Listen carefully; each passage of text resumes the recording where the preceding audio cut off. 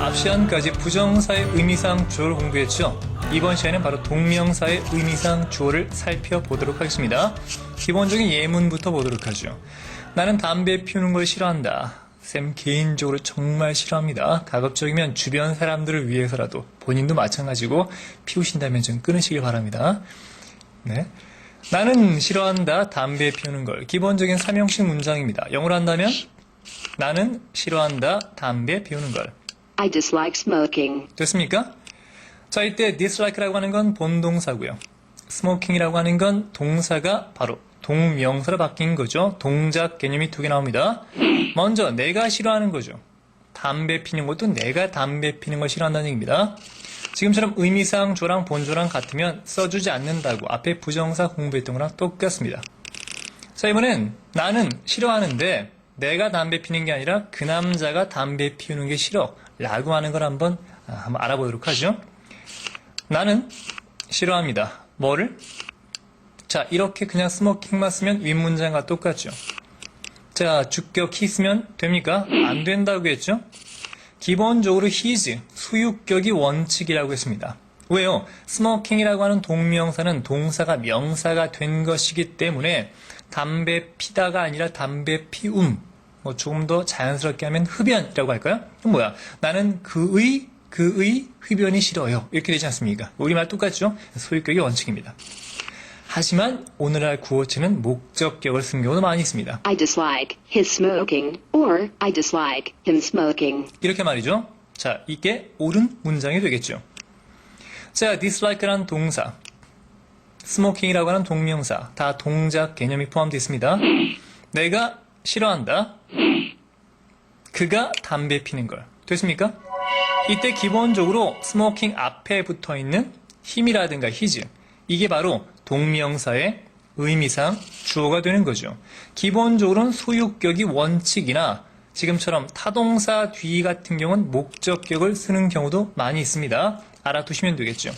지금처럼 의미상 주어랑 본주어가 지금 같지 않지 않습니까? 같지 않지? 다르지 않습니까? 이럴 땐 동명사 바로 앞에 소유격을 쓰는 게 원칙이나 물론 목적격도 가능하다라고 알아두시면 되겠습니다. 됐습니까?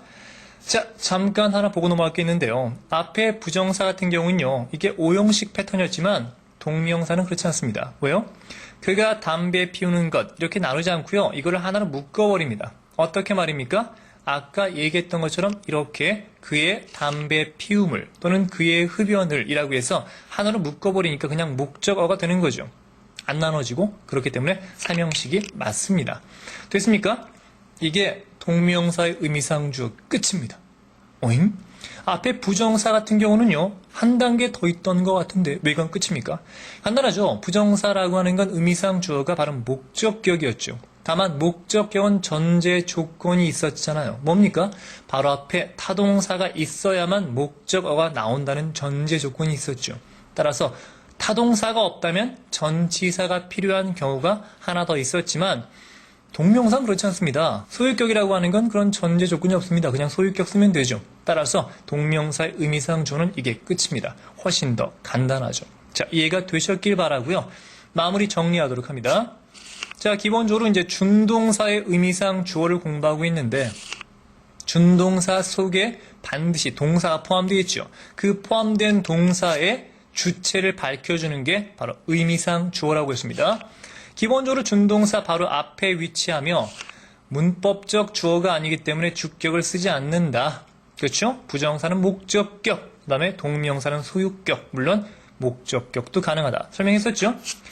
정리한다면 부정사 속에 포함된 동사 바로 앞에 바로 목적격을 써준다고 했습니다. 힘 같은 경우였죠? 다만 타동사가 없으면 전치사 두 가지, 바로 for나 of가 나온다고 그랬습니다.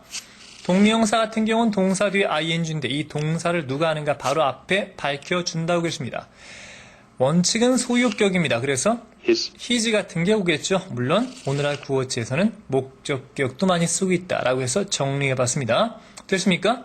물론 의미상의 주어를 안 쓰는 경우도 있다고 했죠. 안 쓰는 경우는 본주어와 같거나 아니면 일반인일 경우엔 안 쓴다고 그랬습니다. 자, 이해가 되셨길 바라고요.